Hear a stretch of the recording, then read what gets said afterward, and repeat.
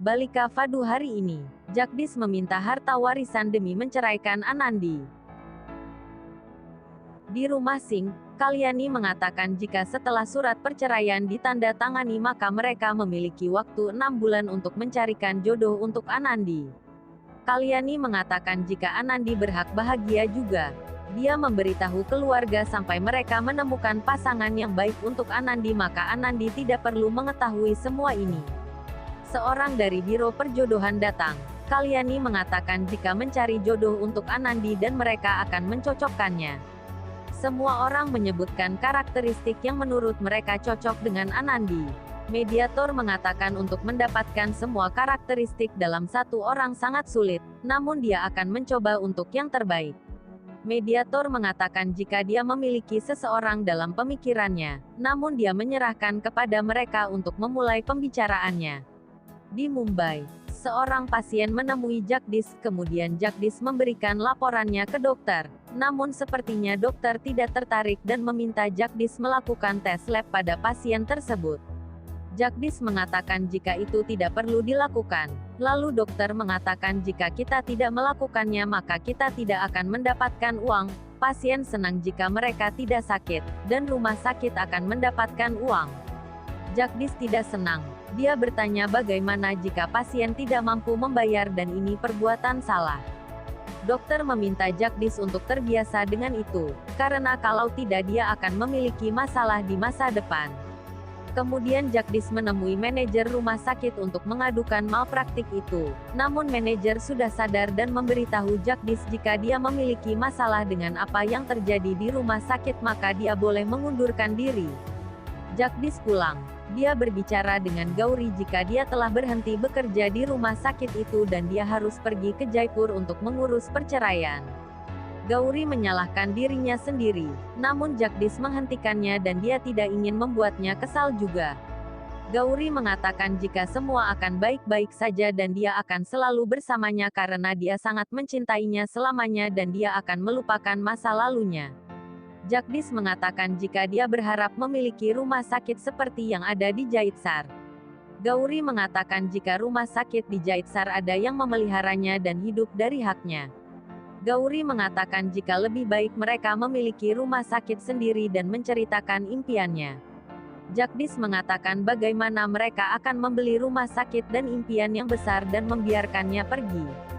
Gauri mengatakan jika dia memiliki uang, dia mengatakan bahwa uang yang dibicarakannya adalah uang keluarganya.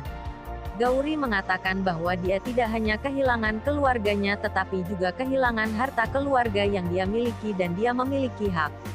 Jagdish setuju, namun keluarganya tidak akan setuju tentang ini. Gauri mengatakan jika Anandi adalah orang yang tidak akan setuju. Gauri mulai menjelek-jelekan Anandi dengan mengatakan jika Anandi mencoba mengambil semua miliknya. Gauri meminta Jagdish membuat syarat pada keluarganya jika mereka mendapatkan hak dan propertinya maka dia akan menceraikan Anandi. Gauri menyuruh Jagdish untuk memperjuangkan haknya dan tidak membiarkan Anandi menang. Jagdish setuju dan mengatakan mengapa dia harus berjuang jika dia melakukan apa yang merupakan hak miliknya.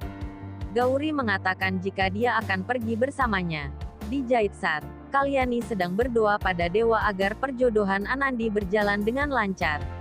Byron datang dan mengatakan jika dia sudah menanyakan tentang pria itu dan keluarganya dan semuanya sudah beres. Byron menjadi sedih karena jika Anandi menikah maka dia akan pergi jauh dari keluarga. Kalyani menghiburnya saat dia menangis. Keesokan harinya, Jagdish dan Gauri tiba di Jaitsar. Jagdish menjadi tegang.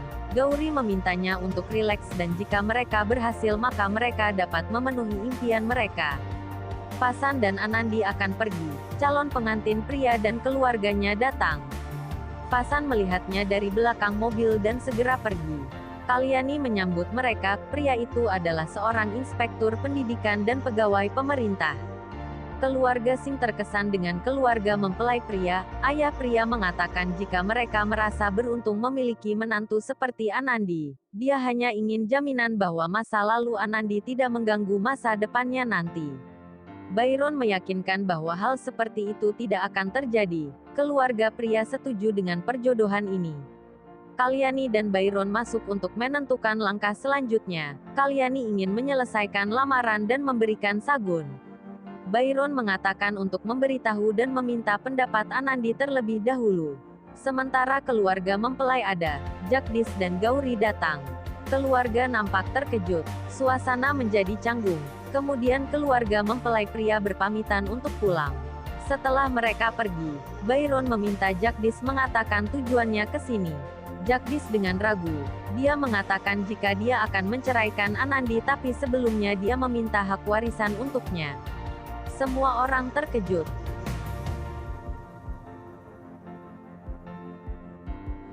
Byron mengatakan jika dia tidak menduga Jagdish akan bertindak serendah ini.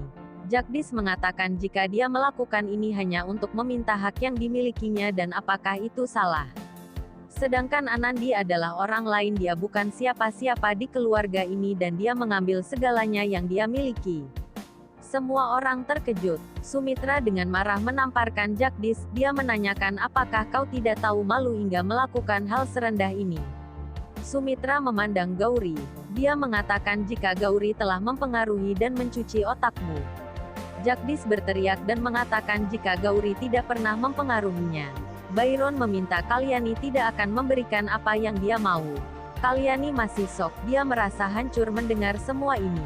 Jagdish mengatakan jika dia tidak mendapatkan apa yang dia inginkan maka dia tidak akan pergi ke pengadilan dan perceraian tidak akan pernah terjadi. Semua orang terkejut. Jagdish pergi. Sumitra memanggilnya namun Jagdish tidak memperdulikannya dan tetap pergi. Gauri mengatakan jika dia telah memenangkan tantangannya. Sumitra terdiam, Gauri pergi. Sumitra menangis, Gehna dan Byron mencoba menenangkannya. Kemudian mereka terkejut melihat ayah dari mempelai laki-laki yaitu Tuan Prakas berdiri di depan pintu, dan dia mendengar semua perdebatan antara Jagdish dan keluarganya. Tuan Prakas masuk, Byron, Sumitra dan Gehna hanya terdiam melihatnya. Tuan Prakas mengambil ponselnya yang tertinggal. Kalyani mencoba meyakinkan Tuan Prakas, dia meminta Tuan Prakas untuk tidak mendengarkan perkataan Jagdish dan memintanya untuk tidak merubah kesepakatan di antara mereka. Tuan Prakas mengatakan jika dia tidak ingin menikahkan anaknya dengan Anandi, dia tidak mau jika masa lalu Anandi akan menghantui kehidupan putranya. Tuan Prakas mengembalikan foto Anandi pada Kalyani. Tuan Prakas pergi. Semua orang merasa sedih.